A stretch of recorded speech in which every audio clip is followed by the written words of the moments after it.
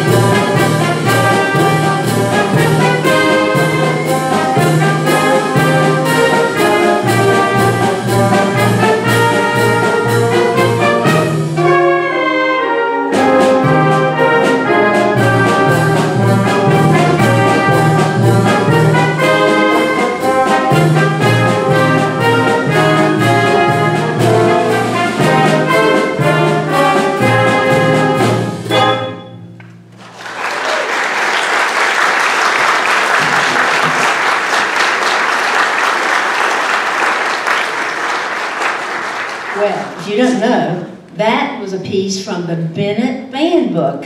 And if that's beyond you too, I just talked to the old timers in this band. That's like me and Roger. And we remember the Bennett Band book. It was brown, and the first piece in it was Military Escort. And that was by Harold Bennett.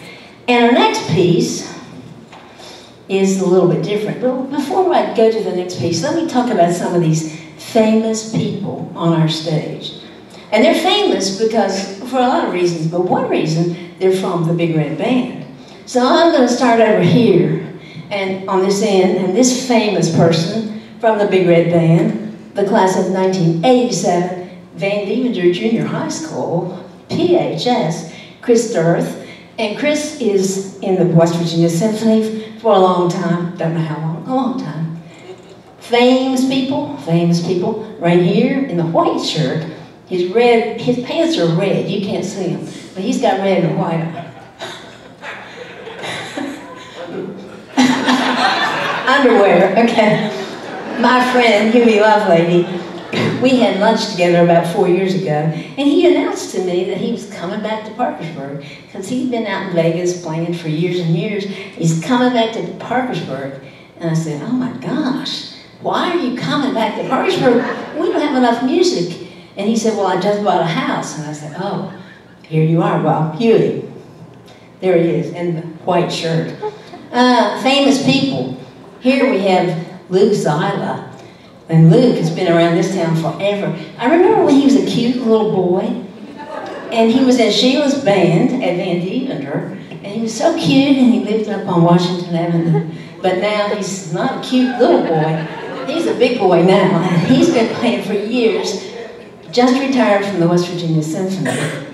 And famous people, Roger Blackburn. His musical career was spent not in the West Virginia Symphony, but in the Philadelphia Orchestra.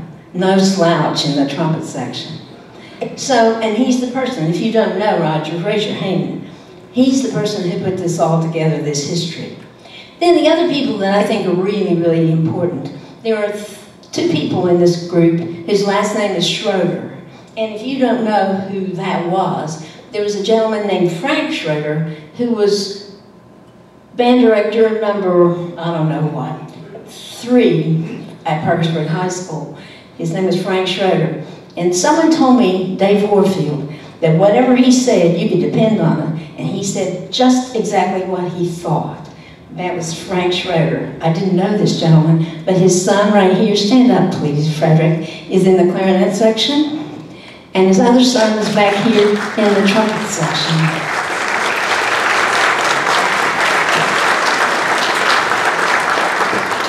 It's great that they've come this distance. He's in Florida and he's in Cumberland, Maryland. So we thank you. And I guess I'm looking back at this smiling face in the back here.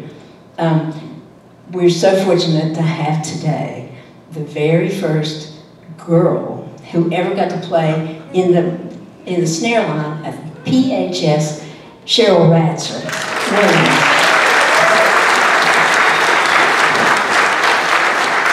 Lots of famous people, and all these people, we couldn't have done this without them, and many have come long distances to be here. Appreciate it. Our next piece is just a fun piece to play. It's called Aztec Fire.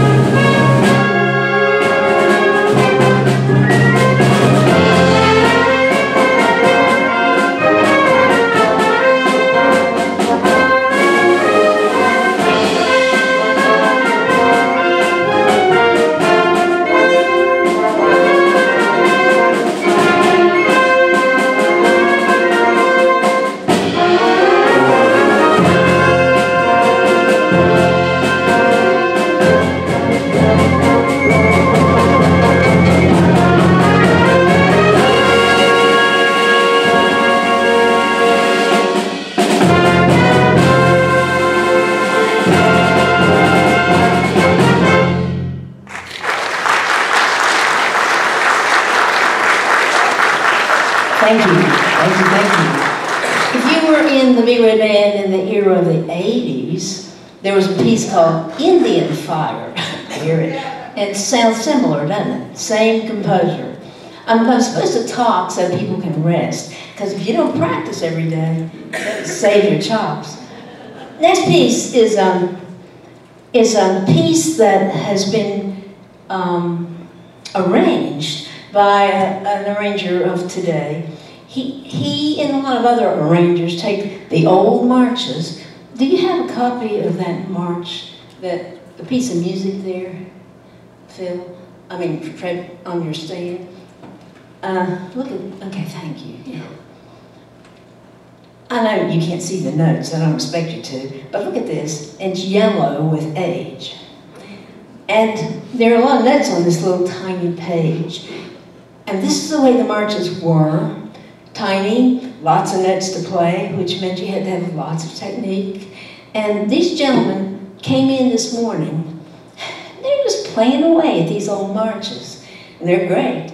But something's got sort of lost in the mix, and the old marches are hard. So these modern day arrangers have taken them and made them so that we can play them today.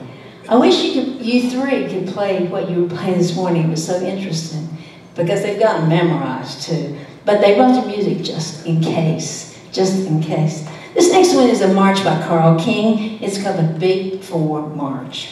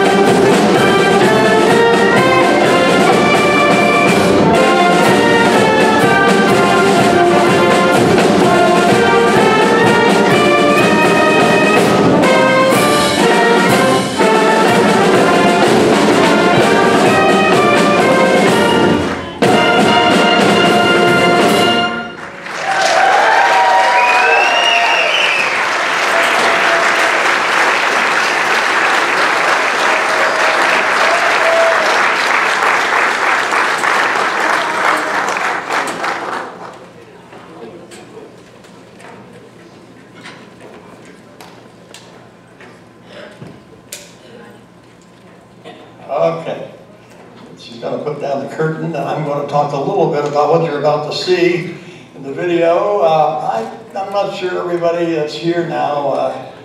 I need to go over there? Okay. All right. Anyway, the reasons I've been so passionate about the Big Red Band goes way back to my early days, of course, when I started under George Dietz in Tapnerville School in the 3rd or 4th grade. I can't remember exactly what year it was, but he taught us all to learn how to play our instruments by putting spitballs in our mouth, and you'd have to learn how to make an attack on a trumpet to make it work. So he thought of this idea. He wad up a spitball, put it between your lips, and you spit it out, and it makes a pretty good note on a trumpet when you do that. You just spit that ball right off the top of your lips, and it makes a sound on a trumpet. So we all learned pretty quick how to make an attack. And then I got to junior high years, and my grandfather thought it was best for me to study with Frank Schroeder.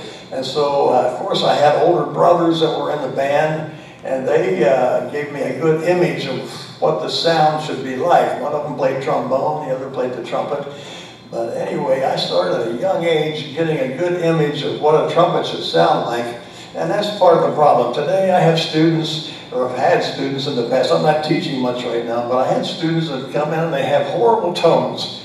And I went to the junior high concert just a few weeks ago of my granddaughters, and I'm hearing these trumpet players play, and every one of them have the worst tone. I can't believe how they get such a bad image of sounds on a trumpet. I mean, it's just their mouth is not open enough, and it sounds something like the... And they think that's good at junior high. Well, that wasn't good enough when I was there. Frank Schroeder set me straight on what a tone was, and we learned to play a big tone even in junior high when I was in Parkersburg. The board of directors of the education, Board of Education, I should say, really had good taste in those days and good standards of what it would take to build a band program. And then, so I'm a result of that, because I went on and majored in college and got into the Curtis Institute, where Jack Satterfield did, and I was through Satterfield's music store that I heard about Curtis Institute. He asked me when I was a senior, have you thought about where you want to go to college? I said, well, not really. I really want to play the trumpet. He says, well, if you really want to play well, you need to look into the Curtis Institute. Well, who knew what that was at the time? But I went to a few schools before Curtis and got the right contacts of people that could lead me into the Curtis realm. And when I got to that point, it was the orchestra people that played in the Philadelphia Orchestra taught at the Curtis Institute. So it was like a back door really to Curtis at the time. Most of those kids that graduate today go out to major orchestra jobs. So my first job was the Israel Philharmonic in Tel Aviv. I ended up over there for a year and a half and played under Zubin Mehta and learned how music rises above language, it rises above culture. So anyway, all those things added up to help me become much more universal and flexible in my life, and then knowing that the masters wrote these great scores for orchestras, and I'm going to get a chance to participate in it. So anyway, it all dated back to my roots in Parkersburg, where I learned what it was like to play great music, and the Big Red Band was right at the top. We always won the competitions, and you're going to see in this movie the different bands through the years and the competitions and the different directors. So I'm really anxious to get on with the movie. I did want to point out a couple of things that are new from the old era, the Dietz era. We had a guy uncover some movies that his grandfather took in 1942 of the Parkersburg High School Band on the stadium field. And I was so shocked at how much they looked like the band that I played in 1963. They were the same uniforms, basically, and the same mounting down the field. It's amazing how that tradition went back.